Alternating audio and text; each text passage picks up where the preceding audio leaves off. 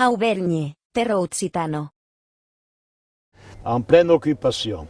Des étudiants de Thiers, dont le père d'un avait une maison de vacances juste en bas, qui était M. Barneria, qui fut ensuite député et maire de Thiers.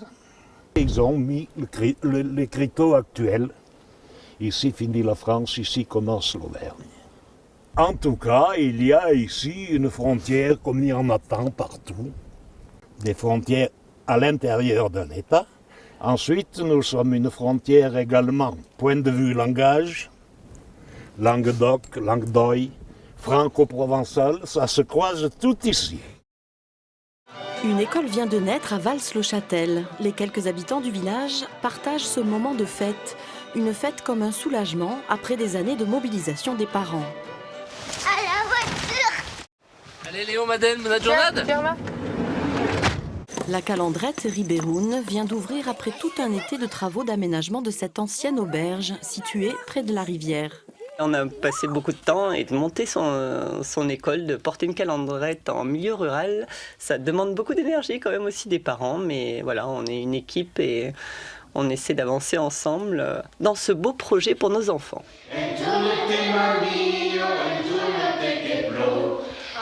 Pour les 17 élèves, la journée commence par du chant, de la danse et tout de suite l'immersion dans la Languedoc, la langue occitane. Eu vou escrever como que vou escrever dinda que o biai. L'autre, on essaie d'écrire comme l'autre jour. En dessous, en dessous, en dessous, en dessous. Daqui la frutte. Et on a justement des très bons retours sur la façon de faire des calendrettes. On sait que, par exemple, même les diwan, les écoles bretonnes, eh bien, elles s'inspirent en partie de la pédagogie des calendrettes. Parce qu'il y a vraiment une charte d'enseignement des calendrettes qui est très riche et très intéressante. La langue occitane, cette langue latine couramment parlée jusqu'au début du 19e siècle dans les campagnes du sud de la France et en Auvergne, c'est comme une identité un peu perdue que la calandrette réactive. Thomas vient de Normandie, c'est un premier contact avec la Languedoc. C'est finalement assez simple à comprendre, quoi, parce que c'est très proche en fait. Parce que le français c'est un dérivé de l'occitan en fait. Après la classe, la fête rassemble toutes les forces vives des enfants et des parents venus de Bretagne ou du Cantal plus proche et la même envie, partager ou retrouver ses racines. C'était pas bien vu du tout. Moi, je suis issue d'une famille d'instituteurs, notamment mon arrière-grand-père était instituteur. Et à l'époque, on disait aux enfants de ne pas parler occitan. Donc mon arrière-grand-père n'a jamais appris l'occitan à ses enfants. Donc mon grand-père ne parlait pas occitan. Et c'est dommage parce que c'est vraiment une langue très très riche et qui nous ouvre sur beaucoup de langues latines, sur le monde en fait. C'est pas du tout une langue de l'enfermement, c'est une langue de l'ouverture. Pas facile de se faire accepter dans les petits villages qui ont perdu leur école publique. Mais la calandrette à la campagne, c'est un choix presque militant pour l'association, alors que la plupart des écoles occitanes sont en milieu urbain. Autre exemple. Alors, l'Auvergnat, qui s'est souvent installé à Paris pour le commerce du vin et du charbon, était aussi appelé le charbougnat. Charbougnat, charbon. Charbon, Auvergnat, charbougnat, et par réduction, le bougnat. C'était un terme qui était péjoratif, c'était quand même une forme d'insulte. Il faut dire que les Parisiens, avec les Bretons et les Auvergnats, c'était pas l'entente totalement cordiale. Donc, c'est vrai qu'on les appelait les bougnats, on allait au bar prendre un verre, et puis il y avait le charbon, on achetait son charbon en même temps. Ça, c'est dans les années 40-50. Alors bougnat, parce que donc on retrouve la noirceur du charbon et la dimension auvergnate. Eh bien, ce terme-là a évolué. Il est sans doute à l'origine du terme bougnoul. Bougnat qui serait devenu bougnoul. Bougnoul. Alors bougnoul. L'étranger. Alors en fait, originellement, ça renvoie en langue wolof, la langue du Sénégal. Ouais. Bougnoul, ça veut dire noir. Donc ça renvoie à la couleur du charbon. Bravo. Et dans l'univers maritime, le bougnat, c'est aussi celui qui est imposé à la corvée, celui qui doit faire les corvées. Donc c'est celui qui est assujetti. Donc il y a cette dimension-là inférieure, péjorative. Et le bougnoul, alors on connaît aujourd'hui l'emploi triste qui en effet... Après l'indépendance des pays du Maghreb, évidemment. Pour désigner voilà. les pays du Maghreb et ses ressortissants et ses immigrés ou pas. Mais ce qu'il faut savoir, c'est que durant la Deuxième Guerre mondiale, les bougnouls n'étaient pas ceux qu'on le croyait. C'est-à-dire, dites-nous. C'était les Français, les bougnouls. Les Allemands, sous l'occupation, appelaient les Français les bougnouls. Ça, c'est formidable. Alors voilà. Vous voyez comme quoi, hein, Comme quoi le langage... Pardon? On est tous le bougnoul d'un autre. Vous avez bien raison, Nathalie Simon. Exactement. Durbe la gavial joussel, agazzale se naura pel ciel. Les efforts chez mes bégesses, des joussel ou prisonnier, Durbel ou la porte cap la libertà. Unde dal peccuge tre guttoi de din, sur la zuccadur una stesse piofie. Amen picciu pifau, madurne in prigiù, ave del sulel di lustalù.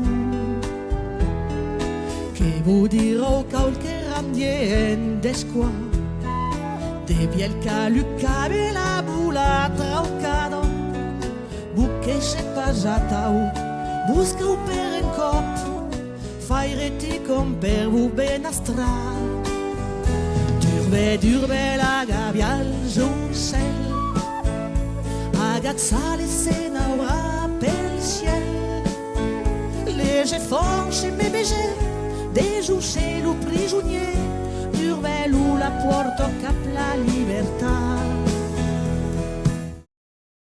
Ce ne sont pas des salaires qui pèsent dans ce pré, mais des buffles d'eau asiatiques. Il y a 20 ans, à la suite d'un voyage d'études, un groupe d'éleveurs du Massif central a fait le pari de constituer un cheptel de ces étranges bovins élevés en Italie pour fabriquer de la mozzarella. Plusieurs générations de bufflonnes sont nées ici et elles se sont bien adaptées aux pentes du Cantal. Quant aux éleveurs, ils sont une dizaine à présent à traire et transformer ce lait aux qualités si particulières et au rendement fromager sans égal. Pour faire 1 kg de fromage, il va nous falloir 5 litres de lait, comparé à la vache où il faut 10 litres de lait. Il y a une quête de revenus pour le producteur. Je pense que la transformation permet d'avoir un retour sur ces producteurs-là, puisque le lait de bufflonne est valorisé à peu près au même niveau que le lait de Roquefort, avec les brebis, et un petit peu plus que le lait de Salaire. Virgule. Qu'era patumba de la darrera pleuse.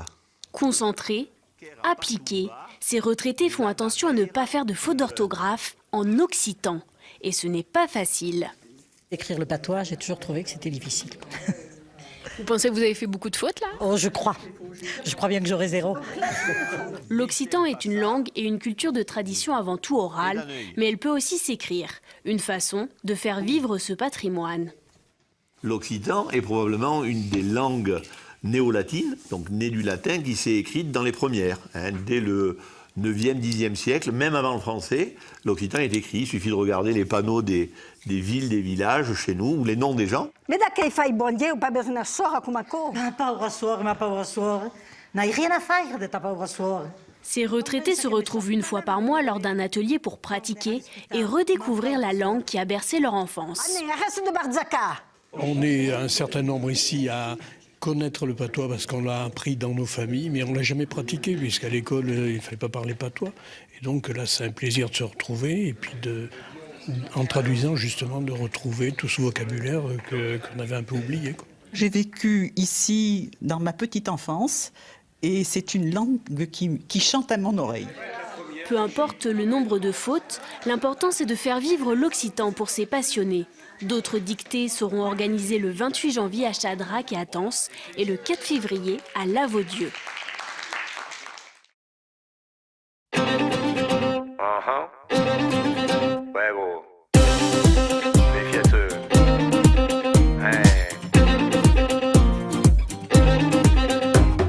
Si tu espères un sourire dans les couloirs du métro, laisse tomber, joue plutôt au loto. Si tes fromages préférés sont les mentales, le gouda, ne m'invite surtout jamais chez toi. Si t'es certain de lâcher Romain Bardet dans le Sancy, bois-en mieux et arrête de te prendre pour Jésus-Christ. Si tu crois pouvoir claquer la merluche sans un souci, je te conseille d'appeler